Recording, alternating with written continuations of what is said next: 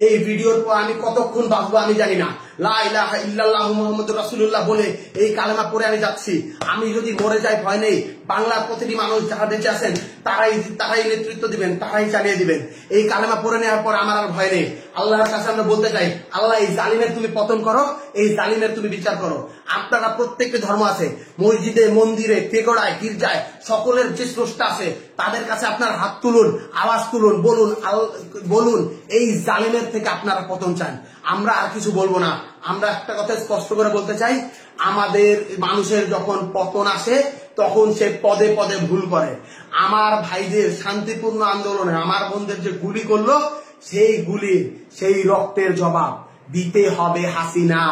এভাবে পার পাওয়া যাবে না। রক্ত দিয়ে যখন সিংহাসন বানানো হয় মহারানী, সেই সিংহাসনে বসা যায় না, সেই সিংহাসনে ডুবে গিয়ে মরে যেতে হয়। আমি বৈষম্য বিরোধী ছাত্র আন্দোলন থেকে রিফাত বলছি, আমি যদি আর বেঁচে না থাকি, আমি যদি মরে যাই, আপনারা আমাকে স্মরণ রাখেন। এই লাইভের পর আমি জানি না আমি আর কতক্ষণ বেঁচে থাকবো, আপনারা আমাকে স্মরণ রাখেন। একটা কথাই স্পষ্ট করে বলতে চাই, আপনারা এই লড়াই সংগ্রাম চালিয়ে নিয়ে যাবেন, কেউ পিছপা হবেন না। সারা বাংলাদেশ আমাদের সাথে আছে। আমরা এই স্বৈরাচার মুক্ত বাংলাদেশ গড়ব। যারা এই আমাদের রক্তে, আমাদের খুনের উপর পাড়া দিয়ে, আমাদের রক্তের উপর পাড়া দিয়ে এই জালিমশাহী সরকার কায়েম করছে, জালিমশাহী শাসন ব্যবস্থা কায়েম করছে, তাদের সমস্ত স্ট্রাকচার, সমস্ত প্রতিষ্ঠান, সমস্ত স্তম্ভ ভেঙে গুড়িয়ে পায়ে মারিয়ে দেওয়া হবে। এই বলেই আমি আমার বক্তব্য শেষ করছি। আন্দোলন চলছে, আন্দোলন চলবে। শহীদের রক্তের দাবি আদায় না করা পর্যন্ত, শহীদের রক্তের বিচার না হওয়া পর্যন্ত আমরা আমাদের রাজপথ ছাড়বো না। আজ থেকে বাংলাদেশের প্রতিটি ঘর একটি দুর্গ।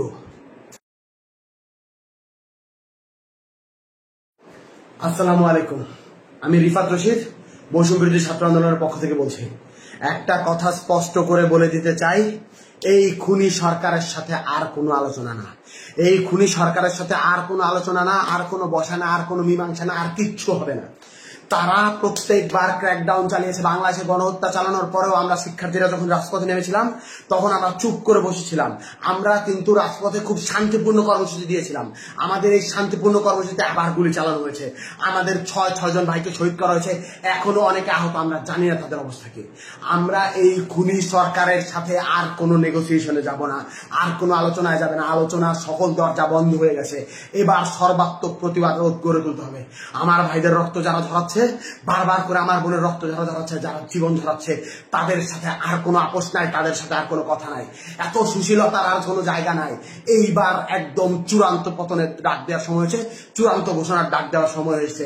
আমরা স্পষ্ট করে বলতে চাই, খুনি হাসিনাকে আমরা স্পষ্ট করে বলেছিলাম, আপনার হাতে যেই রক্তের দাগ লেগে আছে, রক্তের দাগ মুছে নিন, তারপর আমরা আপনার সাথে নেগোসিয়েশনে যাব, আলোচনায় যাব, কথা বলবো। আপনি খুনের হত্যার বিচার করুন। তিনি বিচার করেন নাই। তিনি কি করলেন? তিনি আমাদের শিক্ষার্থীদের উপর আবারও ক্র্যাকডাউন চালাইলেন, আবারও গুলি করলেন। আপনারা দেখতে পাইছেন আজকে উত্তরায় কিভাবে ছাত্রলীগ, যুবলীগের ক্যাডাররা ওপেন ফায়ার করতেছে। আজ হবিগঞ্জে আমার ভাই শহীদ হয়েছে, আজ সিলেটে আমার ভাই শহীদ হচ্ছে, আজ খুলনায় আমার ভাই শহীদ হচ্ছে, আজ লক্ষ্মীপুরে আমার ভাই শহীদ হচ্ছে, সারা বাংলাদেশে আমার ভাইরা শহীদ হচ্ছে। এই জিনিস কেন হাসিনা করতেছে? এই জিনিস ওই খুনি হাসিনা, ওই স্বৈরাচারী হাসিনা কেন করতেছে? জবাব দিতে হবে। ও পাগল হয়ে গেছে, একটা মানুষ সাইকোপ্যাথ হয়ে গেছে। একজন সাইকোপ্যাথ কিলারের হাত থেকে এই বাংলাদেশকে রক্ষা করতে হবে। এই বাংলাদেশ আর স্বাভাবিক কোনো মানুষের হাতে নাই। এই বাংলাদেশকে সাইকোপ্যাথের হাত থেকে রক্ষা করতে হবে। এই বাংলাদেশকে নিরাপদ করতে হবে। আমরা স্পষ্ট ভাবে বলে দিতে চাই, আমাদের যে 9 দফা আছে, এই 9 দফার ভিত্তিতে আগামীকাল সারা বাংলাদেশে বিক্ষোভ মিছিল পালিত হবে। বিক্ষোভ মিছিল থেকে যদি আমাদের 9 দফা কাল মেনে না নেওয়া হয়, আমরা আলটিমেটাম দিচ্ছি, পরশুদিন থেকে, রবিবার থেকে সারা বাংলাদেশের সর্বাত্মক অসহযোগ আন্দোলন। স্কুল চলবে না, কলেজ চলবে না, আদালত চলবে না, আইন চলবে না, ব্যাংক চলবে না, কিচ্ছু চলবে না। সবকিছুতে সর্বাত্মক অবরোধ, সবকিছুতে সর্বাত্মক অসহযোগ আন্দোলন চলবে। সবকিছু বন্ধ করে দেওয়ার ঘোষণা দেওয়া হলো। আর কোনো কিছুতেই আমাদের অবকাশ নেই। আমাদের বুকের রক্ত যারা প্রতিদিন ঝরায়, আমরা চুপ থাকার পরেও, আমরা শান্তিপূর্ণ থাকার পরেও নিরস্ত্র মানুষের প্রতি যে গুলি চালায়, গণকে যে হত্যা করে তার গণভবনে থাকার অধিকার নাই। গণকে যে হত্যা করে তার গণভবনে থাকার অধিকার নাই। আমার ভাইদের রক্ত প্রতিদিন ঝরানো হচ্ছে। এই রক্তের হিসাব পড়তে পড়তে পড়তে পড়তে পাহাড় সম রক্ত হয়ে গেছে। এই রক্তে তাকেই ডুবে মরতে হবে, এই বাদে কোনো উপায় নাই। আমি স্পষ্ট করে বলতে চাই, আপনারা এই 9 দফায় ভিতরে 9 দফার দাবিতে আগামীকাল বিক্ষোভ কর্মসূচি পালন করুন। সারা বাংলাদেশের প্রতিটি জনতা রাস্তায় নেমে আসুন। আপনার ঘরের সামনে, আপনার বাড়ির সামনে প্রতিটি অলি গলিতে দুর্গ গড়ে তুলুন। বাংলাদেশের প্রতিটি ঘর একটা দুর্গ হয়ে উঠবে। এই 9 দফা যদি মেনে না নেওয়া হয়, পরদিন থেকে আমরা বলতে চাই, আমরা স্পষ্ট করে বলতে চাই, পরদিন থেকে সর্বাত্মক অসহযোগ আন্দোলন। এই সরকারকে কেউ সাহায্য করবে না, কেউ সাহায্য করবে না, কেউ সাহায্য করবে না। গোটা বাংলার ছাত্র জনতা, গোটা বাংলার কৃষক জনতা, গোটা বাংলার শ্রমিক জনতা একত্র হয়ে গেছে। এই সরকারকে কেউ সাহায্য করবে না, কেউ ব্যাংকে টাকা দিবেন না, কেউ কিচ্ছু করবে না, কেউ কোনো লেনদেন করবে না, অফিসে আদালতে যাবেন না। এই সরকারের সব থেকে বড়, এই দেশের সব থেকে বড় যে দুইটা খুঁটি, একটা হলো গার্মেন্টস প্রতিষ্ঠান, আরেকটা হলো রেমিটেন্স। প্রবাসী ভাইদেরকে বলতেছি, একটা টাকা বৈধ চ্যানেলে রেমিটেন্স পাঠাবেন না। বিকাশ নগদে টাকা পাঠালো সেটাও কিন্তু বৈধ চ্যানেলে হয়, সেটা রেমিটেন্স সরকারের যোগ হয়। বিকাশ নগদে কেউ টাকা পাঠাবেন না। আমরা বলতে চাই, গার্মেন্টস শ্রমিকদেরকে বলতে চাই, আমি আশুলিয়ার ছেলে, আমার রক্তে, আমার খুনে, আমার প্রতিটি জায়গায় জায়গায় গার্মেন্টস শ্রমিকদের ছাপ, রক্ত, ঘামের পয়সা লেগে আছে। আপনাদেরকে আমি বলতে চাই, আপনারা কেউ আর গার্মেন্টসে যাবেন না, আপনাদের কেউ আর গার্মেন্টসে যাবে না। গার্মেন্টসে যারা যায় আমার মা, আমার বোন, আমার মা বোনদেরকে বলতেছি, আমার ভাইদেরকে বলতেছি, আপনারা কেউ গার্মেন্টস কারখানায় যাবেন না। আমার ভাইদেরকে শহীদ করা হচ্ছে, এর স্পষ্ট বিহিত না হওয়া পর্যন্ত, এর বিচার না হওয়া পর্যন্ত আপনারা কোথাও গার্মেন্টসে যাবেন না। রিজিকের মালিক আল্লাহ, আল্লাহ বাঁচাইলে আমরা খাবো, আল্লাহ না বাঁচাইলে আমরা মরে যাবো। আপনারা রিজিকের ভয়ে আর কেউ ওই স্বৈরাচারের তাবেদারি করবেন না। আপনারা কেউ একটা রোববার থেকে যদি আমাদের দাবি মেনে না নেওয়া হয়, তাহলে কোনো গার্মেন্টস শ্রমিকে কল কারখানা সবকিছু বন্ধ ঘোষণা করা হলো। আমরা স্পষ্ট করে বলতে চাই, কিছুক্ষণের মধ্যেই বৈষম্যবিরোধী ছাত্র আন্দোলনের পক্ষ থেকে অফিসিয়ালি প্রেস রিলিজ দেওয়া হবে। আমরা বলতে চাই, এই 9 দফা যদি আগামীকালকে মেনে না নেওয়া হয়, যেই অসহযোগ আন্দোলন হবে, সেই অসহযোগ আন্দোলনের পরিণতি কি সেইটা আপনি স্পষ্ট বুঝতে পারতেছেন। ইন্টারনেট বন্ধ করে দেওয়া হতে পারে, সবকিছু বন্ধ করে দেওয়া হতে পারে। এই ভিডিওর পর আমি কতক্ষণ বাঁচবো আমি জানি না। লা ইলাহা ইল্লাল্লাহু মুহাম্মাদুর রাসূলুল্লাহ বলে এই কালেমা পড়ে আমি যাচ্ছি। আমি যদি মরে যাই ভয় নেই, বাংলার প্রতিটি মানুষ যারা বেঁচে আছেন তারাই নেতৃত্ব দিবেন, তারাই চালিয়ে দিবেন। এই কালেমা পড়ে নেওয়ার পর আমার আর ভয় নেই।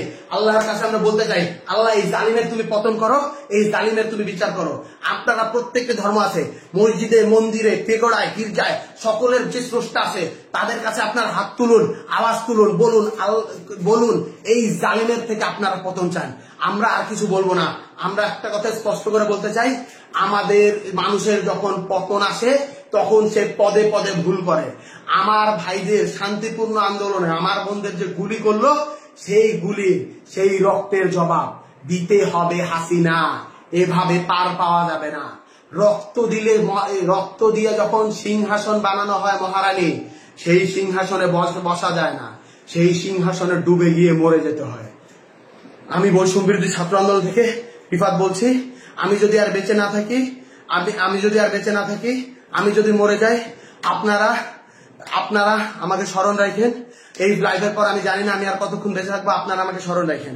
একটা কথাই স্পষ্ট করে বলতে চাই, আপনারা এই লড়াই সংগ্রাম চালিয়ে নিয়ে যাবেন, কেউ পিছপা হবেন না।